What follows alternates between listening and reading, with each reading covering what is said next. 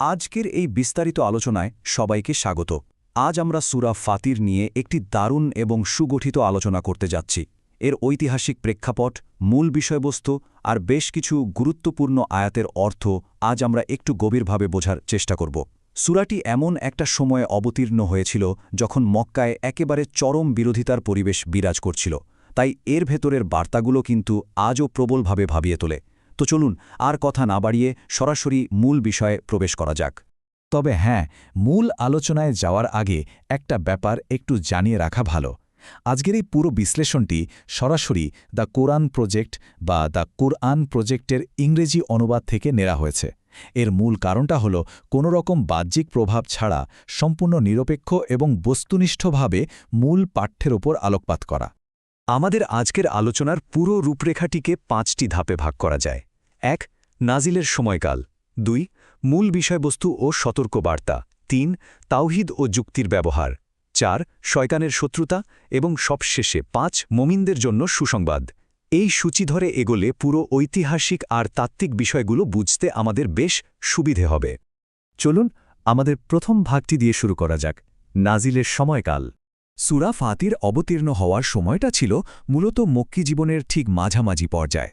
সময়টা মোটেই সহজ ছিল না। চারদিকে মক্কার কুরাইশ নেতাদের কাছ থেকে চরম বিরোধিতা আর তীব্র শত্রুতা মাথাচাড়া দিয়ে উঠছিল। তারা যে শুধু মুখে মুখে বিরোধিতা করছিল তা কিন্তু নয়, বরং নবীর মিশনকে একেবারে গোড়া থেকে ব্যর্থ করে দেওয়ার জন্য সংঘবদ্ধ ষড়যন্ত্র আর নানা অপকৌশলের আশ্রয় নিচ্ছিল। ঠিক এই চরম বৈরী আর থমথমে পরিবেশটাই ছিল এই সূরার মূল প্রেক্ষাপট। এবার আমরা যাব দ্বিতীয় ভাগে, মূল বিষয়বস্তু এবং সতর্কবার্তা। এই যে তীব্র একটা ঐতিহাসিক বিরোধিতা, এর বিপরীতে সূরাটি আসলে কিভাবে প্রতিক্রিয়া দেখিয়েছে একটু লক্ষ্য করলেই দেখা যায় এটি একই সাথে একজন হিতাকাঙ্ক্ষী এবং একজন কঠোর শিক্ষকের ভূমিকা পালন করেছে। এখানে মক্কাবাসী এবং বিশেষ করে তাদের নেতাদেরকে একেবারে সরাসরি সতর্ক করা হয়েছে।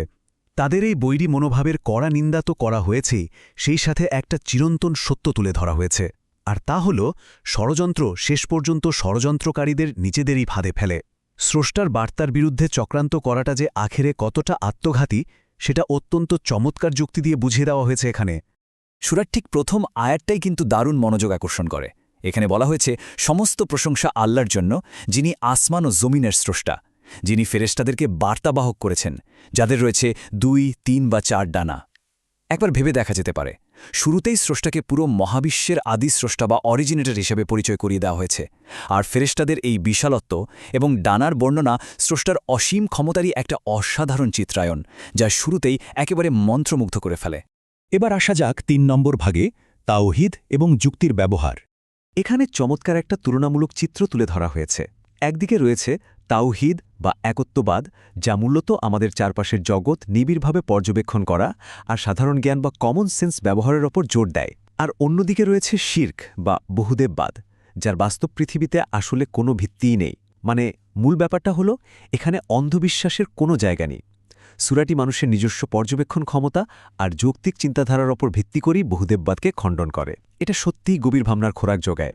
তো এই যুক্তির ধাপগুলো পার হওয়ার পর চূড়ান্ত যৌক্তিক উপসংহারটা একেবারে জলের মতো পরিষ্কার হয়ে যায়, আর তা হল এই মহাবিশ্বের একমাত্র স্রষ্টা ছাড়া আর দ্বিতীয় কোনো সত্তাই নেই যিনি ঐশিক গুণাবলী, ক্ষমতা এবং পূর্ণ কর্তৃত্বের অধিকারী হতে পারেন।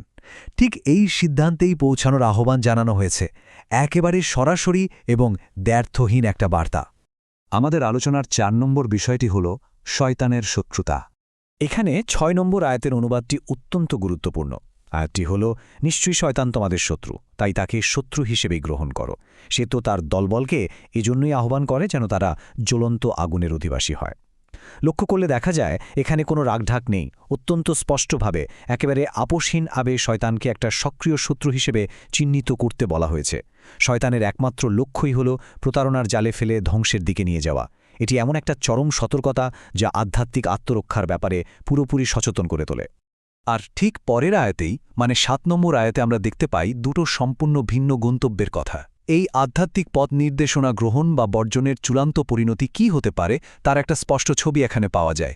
একদিকে যারা এ সত্যকে অস্বীকার করবে তাদের জন্য অপেক্ষা করছে অত্যন্ত কঠিন শাস্তি, আর অন্যদিকে যারা বিশ্বাস স্থাপন করবে এবং সৎকাজ করবে তাদের জন্য রয়েছে স্রষ্টার ক্ষমা আর এক মহা পুরস্কার।